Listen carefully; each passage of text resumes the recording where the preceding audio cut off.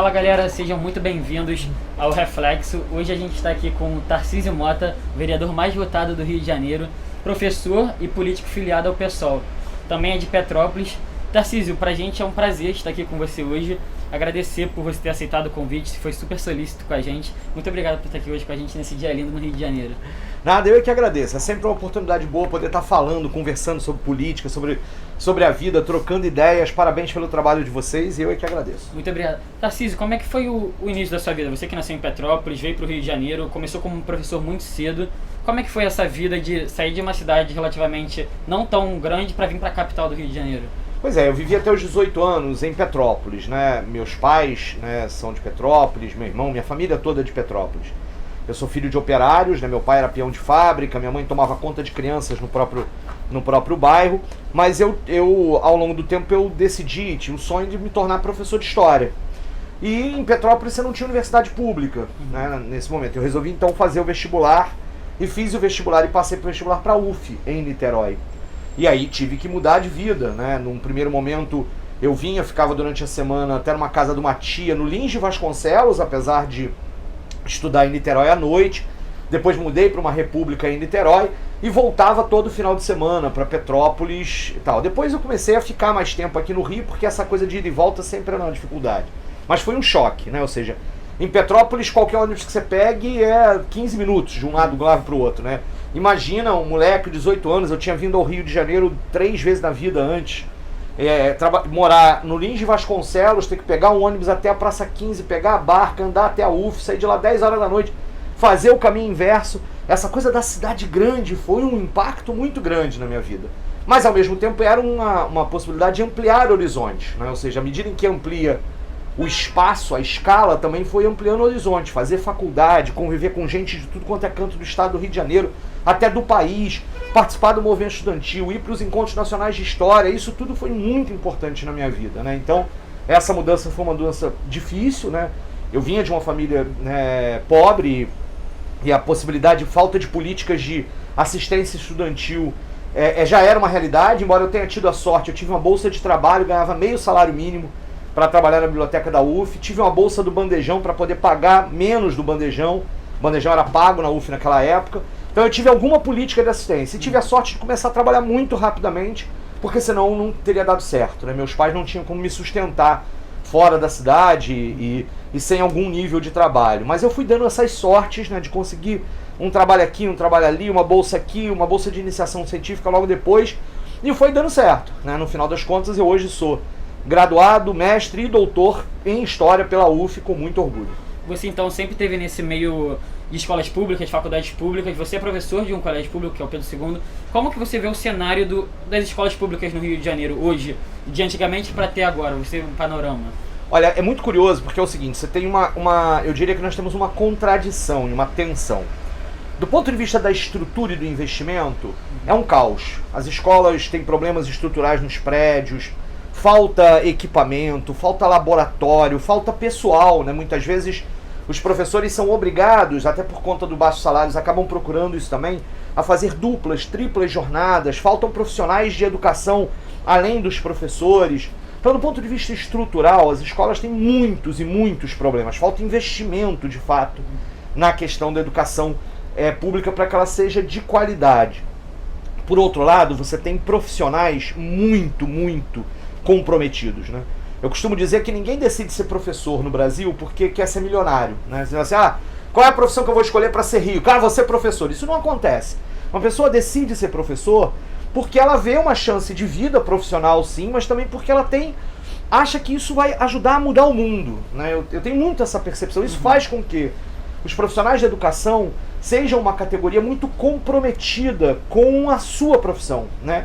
E isso faz dessas pessoas ao mesmo tempo, pessoas muito, às vezes, elas são engajadas porque elas querem a mudança, porque elas gostariam de exercer melhor a sua profissão, e às vezes muito tristes com o que acontece com o todo, ou seja, com o abandono que muitas vezes o poder público leva essas pessoas. E como eu fui professor da rede pública de Itaguaí, da rede pública municipal de Caxias, da rede estadual e da rede federal, eu pude ver diferentes situações. No caso da rede federal do Colégio Pedro II, apesar dos problemas, eles existem, são muitos, você pelo menos tem uma valorização salarial, você consegue ter dedicação exclusiva, você tem tempo de planejamento, você tem estrutura com profissionais dedicados, inspetores, profissionais que estão lá pensando a questão do que se chamava CESOP, de orientação pedagógica educacional.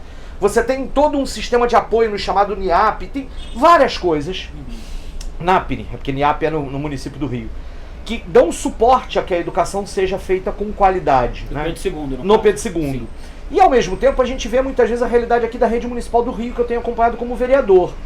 Os professores são os mesmos, ou seja, né, os mesmos professores que dão aula na rede municipal do Rio dão aula no Pedro II, eles não são diferentes. O problema é a estrutura no entorno e, obviamente, o investimento que se faz em cada um deles. Então isso me dá muita angústia de saber que a educação podia dar muito mais certo do que dá se os governos tivessem mais responsabilidade e compromisso com a escola pública. E você, como o vereador mais votado do Rio de Janeiro, muda alguma coisa? Tem mais responsabilidade para você pessoalmente? Claro, claro. Né, ou seja, o fato de eu ter me tornado o vereador mais votado da cidade dá uma exposição muito grande e uma responsabilidade. É claro que às vezes as pessoas não percebem que eu sou o vereador mais votado da cidade, mas sou um vereador de oposição. E sou um vereador, portanto, de minoria. A gente aqui na Câmara de Vereadores, dos 51 vereadores, nós podemos dizer que nós temos 11, 12, no máximo 13 vereadores que são de oposição. E, portanto, o Eduardo Paes tem a grande maioria, fácil, né? Então, para a gente conquistar alguma coisa aqui que seja contrária ao desejo do Poder Executivo é muito difícil, muito difícil. É um trabalho de convencimento, é um trabalho de tentativa de aos pouquinhos e colocar... E na maior parte das vezes a gente perde as votações, infelizmente, quando a gente está em lados diferentes da prefeitura. É claro que eu sou um vereador de oposição, mas não sou um vereador de oposição por ser de oposição. Eu não vou votar contra tudo que o governo mandar para cá. Se a avaliação nossa é uma avaliação sempre muito coletiva da bancada, nós do pessoal funcionamos como bancada, somos 7 vereadores, a gente se reúne toda semana e a gente avalia. O projeto que o governo mandou para cá é positivo para a cidade, é positivo para os trabalhadores, está de acordo com aquilo que a gente acredita, com aquilo que nossos eleitores acreditam, então a gente vota, a gente ajuda, a gente defende. Aconteceu isso na área dos ônibus, né? Sempre foi uma área muito sensível. Eu fui da CPI dos ônibus, foi no governo passado, mas como a gente analisava o contrato feito pelo Eduardo Paes, nós criticamos muito a gestão do Eduardo Paes, a gestão passada. Nós propusemos o indiciamento do Eduardo Paes, pra você ter ideia, porque ele de fato cometeu muitos erros. Agora, nessa nova gestão, o Eduardo Paes e a secretária de Transporte, a secretária Maína, estão acertando no passo. Tiraram a bilhetagem eletrônica na mão da máfia dos ônibus, fizeram uma intervenção correta no BRT e agora vão licitar o BRT. Planejam decretar a caducidade do contrato, dizer que o contrato não serve mais e fazer uma licitação em outros termos, ou seja, eles estão acertando, inclusive com muitas coisas que estavam no nosso relatório da CPI. E aí, por que eu vou ser contra? Só porque eu sou de oposição? Não. Eu sou um vereador da cidade. Eu sou um vereador da cidade. Mas, por sua vez, o Eduardo Paes manda para cá um aumento do desconto previdenciário dos servidores, tirando, portanto, sem dar reajuste para os professores e garis e para os demais servidores públicos municipais.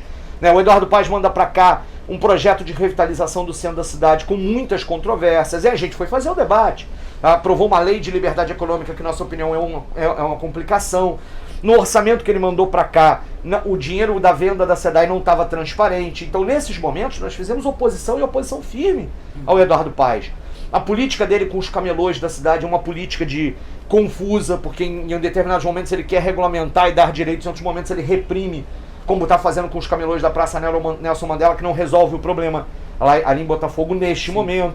Então a nossa prática é uma prática de responsabilidade. Como vereador mais votado, eu tenho muita responsabilidade. Agora, eu preciso sempre explicar para as pessoas que isso não me dá nenhum poder a mais. O meu voto aqui vale tanto quanto o voto de um vereador, do vereador que hoje é vereador, mas foi menos votado. O voto é igual. Ou seja, e como eu sou de minoria, como eu sou de oposição, muitas vezes a nossa dificuldade é maior. Mas a responsabilidade política, sem sombra de dúvida, aumentou. E Tarcísio, você que é um cara que trabalha dentro da política, que se considera de esquerda, o que você poderia explicar para essa geração nova que está te vendo o que é ser esquerda e o que é ser direita no Brasil? Tem uma explicação de um liberal, inclusive, não é um comunista, portanto, é bom para a gente poder pensar a partir de alguém que está pensando diferente da gente, que ele diz a seguinte situação. A esquerda, historicamente, sempre teve o centro do seu debate na questão da igualdade, né? de políticas que possam combater a desigualdade. Enquanto há direita, ela tem sua política centrada na ideia de liberdade. Bom, o problema dessa questão é que não são polos opostos. A gente não defende que para ter igualdade você tenha que suprimir a liberdade, né? A liberdade é uma dimensão importante do ser humano. Mas ser de esquerda, sem sombra de dúvida, é pensar a política para diminuir a desigualdade de forma que todo mundo tenha dignidade na sua vida. Por isso a esquerda encampa os direitos humanos, que em outros lugares, inclusive do mundo, os direitos humanos são suprapartidários, mas aqui virou essa história toda. Por isso aqui a gente defende políticos onde o Estado, de uma sociedade como a nossa, tão desigual, tem que ter um papel predominante. Isso nos diferencia dos liberais que acham que o Estado atrapalha. No nosso entendimento, é preciso ter políticas de indução, de redução da desigualdade, de aumento, por exemplo, de salário mínimo, de garantia da moradia, de garantia de transporte como direito, de investimento pesado em educação. Ser de esquerda, portanto, nessa altura do campeonato, é trabalhar nesta toada. Uma vez um grande professor, amigo nosso, que ajuda a gente, professor Weiner, da UFRJ, ele dizia que um partido de esquerda almeja chegar ao poder se ele puder fazer 3 coisas. Diminuir a desigualdade, então nisso que eu estava falando aqui agora, né? Ele fortalecer as organizações dos trabalhadores, né? Daqueles que são oprimidos, daqueles que são explorados, etc. E hoje nós incluiríamos toda essa questão dos negros e negras, LGBTQIA+, mulheres, porque no Brasil essas coisas estão atravessadas, né? Além de fogos, não sabemos exatamente por quê, mas essas coisas estão atravessadas no Brasil, né? O processo da exploração econômica está atravessado pela questão racial, pela questão de gênero, né? E, portanto, a luta pelos direitos LGBTQIA+, de mulheres, de negros e negras, atravessa a questão da exploração econômica. A opressão, deste ponto de vista, do ponto de vista racial e de gênero, atravessa, está o tempo inteiro muito interligada com a exploração econômica. Então, ser de esquerda também é fortalecer as organizações da classe trabalhadora e é retirar poder dos poderosos de sempre. A esquerda pensa o mundo historicamente e sabe, latifundiários, banqueiros, empresários rentistas, os grandes empresários. Quando eu estou falando desse empresário, não estou falando do dono da padaria do bairro, eu estou falando dos donos das grandes indústrias e empresas que vivem às custas da exploração do trabalhador, né? Esses caras têm que ter menos poder do que tem hoje. Eles já têm o poder econômico e eles não podem, portanto, ter mais poder político, e isso acaba causando com que a desigualdade se reproduza. Então, ser de esquerda precisa ser combater a desigualdade, fortalecer as organizações dos trabalhadores e tirar poder dos poderosos de sempre. A máfia dos ônibus no Rio de Janeiro, por exemplo. Eles têm muito poder econômico, controlam os ônibus há décadas.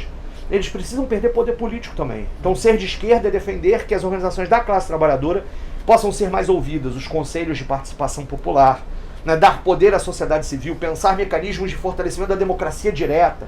Tudo isso é ser de esquerda hoje. E a diferença de ser de direita, quem via de regra, e aí assim como no caso da esquerda existem diferentes tipos de esquerda, no caso da direita também existem diferentes tipos de direita. Você pode imaginar, por exemplo, uma perspectiva da direita que hoje está na pauta, na chamada pauta dos costumes, defendendo a questão da família tradicional. E ao defender a família tradicional, barra, né, os direitos de mulheres, os direitos de negros e negras, os direitos de LGBTQIA+. É uma forma. Você tem uma outra perspectiva de ser direita, que é a direita liberal, que diz menos Estado, deixa livre concorrência, o mercado resolve, né? Você tem uma direita que é fascista, né? O bolsonarismo hoje tem uma direita que é claramente fascista, que é tolir a liberdade de expressão, que é na verdade, pensar na lógica ditatorial, de controle do poder. Existem várias formas de direita nesse processo também. Então a gente demoraria horas para a gente poder ficar falando sobre isso. Mas ser de esquerda, na minha opinião, hoje é trabalhar na linha da igualdade, dos direitos, da garantia do combate à desigualdade, do fortalecimento dos organismos da classe trabalhadora, de retirar poder dos poderosos. Sem abrir mão, óbvio, do direito à liberdade, do direito à livre expressão, da democracia. Por isso eu sou de um partido que se chama Socialismo e Liberdade. A gente se vincula, no próprio nome do partido, a uma determinada tradição marxista, que não é a tradição da construção de estados autoritários. Não, é a lógica de que a gente precisa pensar um socialismo que incorpora a democracia como um princípio também, como um princípio da lógica da divergência. Sim. Tarcísio, você comentou com a gente que vocês na Câmara são uma minoria, sabe? E como é para você lidar com muitas vezes ofensas que acontecem dentro da Câmara por parte de outros deputados? A gente sabe que a Câmara muitas vezes pode ser racista, pode ser homofóbica, pode ser machista principalmente. Como é que você vê esse cenário atual da Câmara dos Vereadores, dos deputados? Olha, geral. você sabe que aqui na Câmara de Vereadores nós tivemos uma sorte, né? A eleição de 2018, que elegeu deputados estaduais e deputados federais, ela teve uma presença tão forte dessa onda bolsonarista que levou muito ódio para dentro dos parlamentos. As nossas eleições aqui foi a eleição de 2016, em que isso foi a eleição que o Carlos Bolsonaro foi o mais votado aqui na Câmara do Rio, e depois a eleição de 2020, onde eu fui mais votado e o segundo mais votado, o Carlos Bolsonaro. Mas não houve essa onda de vereadores movidos pelo ódio. E, portanto, essa presença de um xingamento, de coisas aqui, ela é menor do que está sendo na Assembleia Legislativa do Rio de Janeiro. Que bom, porque eu acho que é muito ruim para o parlamento em que as divergências sejam levadas a tal forma em que você chegue na lógica da ofensa pessoal. Eu aqui já fui xingado, sim, né? O próprio Carlos Bolsonaro, em alguns momentos de embate, sempre resolve falar do meu corpo. Eu não sei qual é a obsessão dele, né? Aí vai falar que eu tô gordo, que eu tenho que fazer regime não sei aonde. É um negócio meio estranho, porque a gente está no debate político. Ele pode discordar, ele pode falar aquelas besteiras que ele acha que tem a ver com ser comunista ou ser socialista, ele poderia fazer isso. Mas não, ele gosta de personificar e xingar a pessoa, o corpo da pessoa, as preferências da pessoa, ou a sexualidade da pessoa, né? É muito curioso, muito estranho isso, porque não é o meu caso. Ou seja, eu quando vou fazer um debate, por mais que eu seja na divergência completa da pessoa, eu estou fazendo um debate de ideias, um debate de princípios. Eu não, né, pouco me importa o corpo, ou a orientação sexual, ou a identidade de gênero daquela pessoa. Eu quero discutir, inclusive, a questão na ideia, na política. Agora, é sempre muito difícil, né? Ou seja, é claro, eu sou um homem branco, cis, hétero, né? Portanto, eu não sofro tão preconceito quanto as mulheres negras LGBT, mulheres negras lésbicas, por exemplo, que vão reproduzir aí, vão sofrer preconceito de todas as formas, né? Talvez o maior preconceito do ponto de vista da minha vida tenha sido exatamente esse debate da obesidade. Mas ao mesmo tempo, eu vejo companheiros meus sendo xingados o tempo inteiro. Isso é muito ruim na política. Isso é muito ruim na política, porque a gente precisa, de fato, entender que as bases de uma sociedade democrática são as bases onde as ideias podem ser livremente defendidas, e podem ser livremente defendidas e livremente debatidas pelos outros, sem que a gente tenha a questão do ódio. E tem uma consequência ainda pior, né? Que é o fato dessa questão entre figuras públicas, do xingamento, do ódio, reproduziu para o conjunto da sociedade que houvesse também ameaças de morte. Então isso é muito grave. Eu, por exemplo, recebi mensagens, e-mails, onde expunham o meu endereço, onde falavam da minha família, onde ameaçavam me matar, né? Nós tivemos a Marielle, né, assassinada, né? O gabinete dela era atrás dessa parede aqui, né? Ou seja, esse ódio na política que não está apenas numa perspectiva meio teatral do parlamento onde um xinga o outro, né? Está reproduzindo numa lógica, inclusive, de assassinato político. Isso é muito grave. Isso é muito grave. Esse nível de violência precisa ser banido na política brasileira, porque isso está longe de ser a sociedade que a gente almeja numa sociedade democrática, livre para se debater a ideia. Você comentou sobre a Marielle Franco. A gente, antes dessa nossa entrevista, a gente estudou alguns tópicos que a gente poderia abordar. A gente reviu o documentário sobre ela. E no documentário você tem uma participação que, no dia do atentado, você estava com ela, vocês se despediram como um dia normal. Sim. Como é que foi para vocês do gabinete, para você pessoalmente, o dia seguinte, que vocês souberam o que aconteceu, talvez no mesmo dia, enfim? Como é que foi isso? Não, foi no mesmo dia, porque nós tínhamos uma reunião marcada para o dia seguinte de manhã, né? Eu saí daqui, né, terminou o plenário. Curiosamente, naquele dia eu tinha ido a um enterro, né, de uma professora lá de Caxias, a professora Fátima Davi, querida amiga que tinha falecido. Ela lutou contra um câncer durante muito tempo e tinha falecido na véspera, no dia 13 de março. No dia 14 foi o enterro dela. Eu fui, né, a Caxias, num dia, tava um calor como tá aqui hoje, muito quente, eu lembro hoje exatamente disso. E cheguei aqui na Câmara correndo, meio atrasado para a sessão, porque o enterro era num horário complicado para mim, era em Caxias. Mas cheguei logo conversando com Marielle, etc. A gente combinando, tinha a votação de um veto importante do prefeito Crivella. Nós saímos do plenário conversando e já combinando, olha, amanhã, não sei o que, vamos discutir esse negócio da vice. Eu estava com a minha pré-candidatura a governador encaminhada para, né, as eleições de 2018 e Marielle provavelmente seria minha vice. Ou seja, a gente estava conversando sobre isso. E aí fui para casa, né, não tinha nenhuma atividade à noite naquele dia, e de repente toco o telefone e eu vejo que é uma pessoa que trabalha aqui no meu gabinete, que estava, né, ajudando a organizar essa reunião do dia seguinte. Eu falei, opa, a reunião de amanhã caiu, né? Eu vou poder dormir até mais tarde, era uma reunião muito cedinho. E aí não, era notícia, foi pesado. Porque Marielle, além de companheira de partido, era muito amiga da nossa família, né? Frequentava a minha casa. Ela era muito amiga da minha esposa, antes de ser vereadora, né? Eu conheci Marielle porque ela trabalhava para o Freixo, mas ela se tornou muito amiga da minha esposa, amiga conhecida e amiga dos meus filhos, né? Não era alguma coisa apenas de uma companheira de militância, o que já seria muito pesado, mas era mais do que isso. Sim.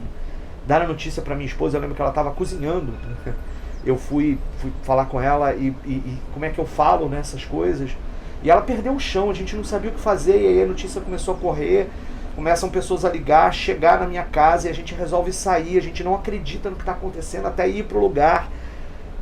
Muito difícil. Aquela noite foi terrível, terrível. Junta a militância na sede do partido para pensar, acho que não foi nem na sede, não foi na sede do partido para pensar o que fazer diante daquilo, para tentar, e ao mesmo tempo como é que a gente faz para contar para a Mônica, para a companheira dela, quem é que vai contar para a mãe, como é que nós vamos fazer a questão do enterro, do velório.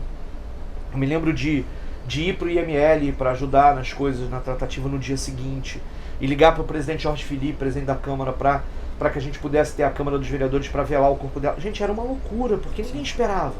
Não esperava. Naquele mesmo dia de manhã, antes de ir para Caxias, no velório da Fátima Davi, eu tinha recebido duas senhoras que tinham, da Vila Kennedy, porque a prefeitura do Crivella tinha demolido uns quiosques de trabalhadores e trabalhadoras lá na Vila Kennedy, e a gente tinha recebido aquelas duas senhoras e encaminhado uma série de coisas, de ir até a Vila Kennedy, ver como é que estava aquela história, eu e ela. E naquele dia à noite ela era assassinada, ou seja, enquanto a gente discutia aqui como é que garantia o direito de trabalhadoras na Vila Kennedy, aqueles desgraçados tudo leva a crer que de fato foi o Rony Lessa, o executor, né, estavam tramando aquela noite o assassinato da minha amiga. É muito grave, muito difícil, né? Durante meses, e até a hora a gente não sabe quem pagou, quem matou, quem mandou matar, quem contratou o Rony e o Elcio a fazer isso. Matou a Marielle e ainda matou o Anderson, que era um motorista, um trabalhador, deixou famílias enlutadas até o dia de hoje, sem saber direito por que aconteceu. Gente, é muito grave essa história, não é uma briga. A gente tem visto muita violência na política, por exemplo, na Baixada. Essa semana teve em Itaboraí, né, ex-vereador assassinado, que a gente sabe que é disputa entre milícia. Isso é muito ruim, precisa parar, tudo isso. Nenhuma morte é justificável, nenhum assassinato é justificável.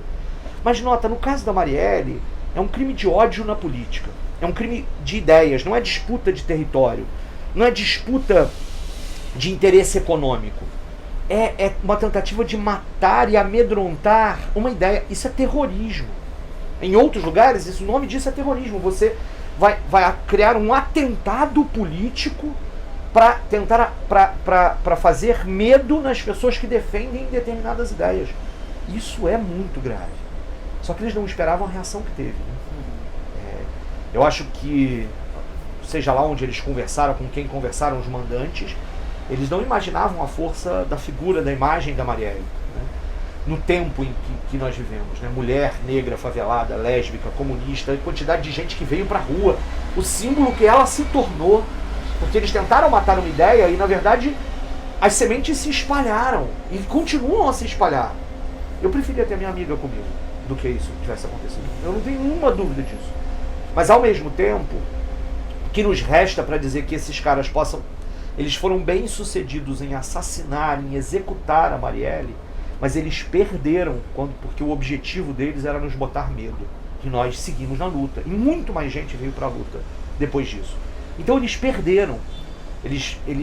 Eles conseguiram o que queriam materialmente, mas o objetivo deles ao fazer isso, ao assassinar Marielle, que era nos amedrontar, nos diminuir, nos apequenar, isso eles perderam.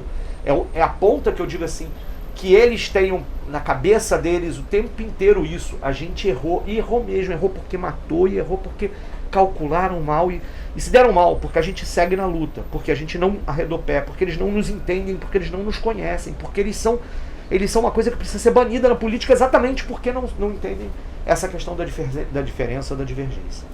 Foi uma perda muito grande para a nossa política, né? Significativa demais. E sobre o cenário atual da próxima eleição presidencial, o que você enxerga o caminho que o Brasil vai seguir para as próximas eleições se elegermos um tipo X ou Y para representar o nosso país durante 4 anos? Olha, todas as pesquisas estão apontando de que nós vamos viver na eleição uma polarização que está presente hoje. Ou seja, você tem o Bolsonaro na presidência da República, e ele representa uma determinada conjunto de ideias que a gente costuma chamar de bolsonarismo, uma determinada lógica política. E contra esse bolsonarismo, que tem claras semelhanças com o fascismo, que é um tipo de governo autoritário, que durante a pandemia foi genocida, contra ele está se formando uma unidade muito grande. E eu acho que é isso que tem que acontecer. Nós temos que chamar todo mundo que estiver disposto a retomar um caminho da democracia no Brasil. E aí, portanto, na minha opinião, a polarização que vai existir não é sequer uma polarização entre direita e esquerda. É uma polarização entre a retomada do caminho democrático brasileiro ou a continuidade desta política de ódio, dessa destruição da nossa república. Eu quero insistir nesse ponto, porque eu sou de um partido de esquerda que se formou na oposição ao governo Lula. Eu rompi com o PT, inclusive antes do Lula ser presidente da República, enquanto militante. Né? Sou fundador de um partido de pessoas que foram expulsas do PT, porque discordavam de uma série de práticas que o PT assumiu durante o poder. Mas neste momento, a nossa responsabilidade é entender que nós temos um inimigo comum para derrotar antes que a gente possa recuperar o debate sobre qual é o projeto de país que nós temos. Porque a gente precisa salvar as nossas instituições republicanas, o pacto civilizatório que nós tivemos na Constituição de 88. Bolsonaro quer destruir a Constituição de 88. E é isso que ele está fazendo quando destrói o IBAMA, quando destrói o MEC, o INEP, quando destrói o ENEM, quando aparelha a Polícia Federal, quando aparelha todas as instâncias e espaços que a gente pode ter aqui. Não há nada que esse cara toque que não seja para destruir. Né? A destruição da economia vinda pelo Paulo Guedes, a destruição da saúde vinda pelo Queiroga, a destruição da educação vinda pelo Milton Ribeiro. Eu inclusive, é loucura, porque eu tenho que me esforçar para lembrar o nome do ministro da Educação, tamanha... E é isso, eles destroem tudo. Né? Nós precisamos recuperar essa questão para retomar depois disso, então vem cá, então qual é o projeto de Brasil que a gente quer? Porque Bolsonaro representa não um projeto de Brasil, representa um projeto de destruição. E quando a gente está diante de uma situação dessa, primeiro é preciso parar a destruição, para depois entender o que nós queremos construir. E aí nós voltaremos a estar em lados opostos. Eu não tenho nenhuma dúvida de que uma série de alianças e propostas que o Lula tenderá a construir, eu vou discordar delas. E ele sabe disso, e os petistas sabem disso. Mas nesse momento, hoje o nosso partido está discutindo ainda, não tem nenhum apoio firmado. As nossas convenções eleitorais serão só no ano que vem, em 2022, no início de 2022, ali abril, não é exatamente início de 2022. Mas eu hoje defendo que a gente construa esse caminho de unidade já no primeiro turno. Né? Eu estou defendendo isso dentro do partido, porque é preciso parar a destruição que o Bolsonaro recupera. Agora, derrotar Bolsonaro não é derrotar o bolsonarismo. Isso vai demorar mais tempo. Porque nós vamos ter que recuperar, inclusive, uma possibilidade de um diálogo com o povo, que parte da esquerda perdeu. Um diálogo com o povo, sem os preconceitos que muitas vezes se carrega com relação a essa história toda. A gente caiu numa situação que foi... o PT sobe ao poder e como, na verdade, embora tenha melhorado a vida do povo em várias medidas, não conseguiu resolver uma série de contradições que existiram e o Bolsonaro se elege como antissistêmico. E a gente vai ter que recuperar essa perspectiva de que a gente quer a mudança. Né? A esquerda é portadora de um projeto de mudança de sociedade muito potente. E a gente perdeu isso, e isso precisa ser dialogado com o povo. Um povo que está sendo educado e pensado numa hegemonia que é conservadora. E conservar essa sociedade desigual, brutal, violenta, racista, machista, LGBTfóbica, está errado conservar. É preciso mudar essa coisa. E isso é um debate que não vai ser resolvido na eleição do ano que vem. Vai continuar. Ou seja, a tarefa mais urgente é derrotar Bolsonaro. A tarefa de médio prazo é conseguir recuperar um diálogo para poder acabar com a hegemonia ideológica que o bolsonarismo chegou até na nossa sociedade, que na minha opinião está perdendo, mas que ainda tem muita força. Tarcísio, indo para a parte final, faltam 2 perguntas. Agora eu queria falar um pouco com você sobre cultura. A gente vive uma desvalorização enorme, principalmente no Rio de Janeiro, no Brasil em geral, da arte, da cultura. O que a gente pode esperar para o futuro, para o ano que vem, da cultura em si? Olha, é muito curioso, porque tem a ver com tudo isso que a gente está conversando, né? essa galera, a cultura é potente de muita radicalidade, de muita transformação. A cultura é questionadora em si. Ao longo do tempo sempre foi assim, né? Os artistas são aqueles que muitas vezes conseguem pensar outras formas de ver o mundo. E muitas vezes uma obra de arte existe, seja uma obra de arte na música, na dança, na pintura, na escultura, é que quando você vê aquilo, ela te causa algum impacto e muitas vezes te causa, em vários momentos, algum desconforto. É claro que tem aquelas obras de arte que tentam reproduzir o belo pelo belo, né? A beleza como um todo, mas a arte tem também esse potencial de te tirar do lugar comum, né? Seja num funk, num samba, num forró, numa letra, no rap, no carnaval, ou seja, numa pintura, né? Isso tudo e aí, portanto, a arte ela tem um potencial questionador muito forte. E aí essa galera do ódio, do tentar manter as coisas como estão, acabam odiando a cultura também, né? E aí é onde a gente está no meio de uma batalha do que inclusive eles próprios chamam de guerra cultural, né? Que eles querem preservar o que são os valores tradicionais e, portanto, impedir qualquer elemento questionador da cultura, e aí eles tentam demonizar a cultura como um todo. E aí você tem um secretário nacional da cultura que destrói os equipamentos. Você tem um presidente do Instituto Palmares que tá, tudo aquilo que acha que é de fato cultura e arte negra ou de origem africana tem que ser banido, porque é isso. E aí, de novo, a gente está diante de um cenário de destruição. E aí, o que esperar para o próximo ano? Os artistas resistem, né? Os fazedores de cultura resistem, insistem. Eles já viveram tempos muito difíceis, sempre foram perseguidos ao longo do tempo. E a gente segue junto apoiando. A gente precisa cobrar, por exemplo, dos lugares, da prefeitura, do governo do estado, mais responsabilidade do que o governo federal tem. A gente precisa fazer coisas como fizemos com a Lei Aldir Blanc, que foi uma lei, no final das contas, aprovada no Congresso Nacional, implementada pelo próprio governo Bolsonaro, por pressão dos próprios artistas. A gente precisa recuperar essa questão junto do povo, porque a arte está pulsando e vivendo em cada canto, em cada esquina dessa cidade e desse país, né? Portanto, eles não conseguem deter a primavera, né? Eles não conseguem deter a cultura. Então, eu espero uma continuação de uma situação de tensão muito forte entre um governo federal que é o tempo inteiro questionado por artistas das mais variadas tendências e formas, embora tenham sempre aqueles artistas que vão tentar defender o governo, e tudo bem, isso não é um problema, mas de uma potência muito forte que vai se manifestar nas eleições, porque é muito tempo sendo reprimido, sendo combatido, e a pandemia veio piorar isso tudo, né? Porque de certa forma a arte, os espetáculos, que são que muitas vezes exigem aglomeração, ficaram contidos nesse período de pandemia, e aí o carnaval que você citou, vai ser uma explosão se ele puder acontecer, tomara que ele possa. A gente está muito de olho nos índices, né, da epidemia para permitir que ele aconteça, e essa explosão de arte, cultura, diversidade vai gerar inclusive mais ódio no governo e mais resistência. Nós vamos viver esse período de tensão ao longo do ano que vem. E Tarcísio, para finalizar, eu gostaria de saber qual é o maior reflexo que a política tem na sua vida. Maior reflexo. Olha, a política é a minha vida. No final, ela reflete na minha vida o tempo todo, né?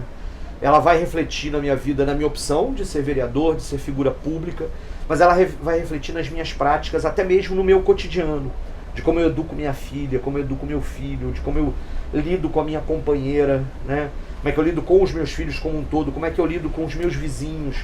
A política, no final, tem reflexo na minha vida desde o cotidiano mais íntimo até as questões mais gerais, porque no final das contas eu espero que a política que eu represento seja um reflexo do mundo que eu sonho que todos possam viver, num mundo melhor, com mais dignidade. Como diz Caetano Veloso, gente é para brilhar, não para morrer de fome. E eu quero que a política e as coisas sejam um reflexo, que o mundo seja esse reflexo de gente brilhando para tudo quanto é lado.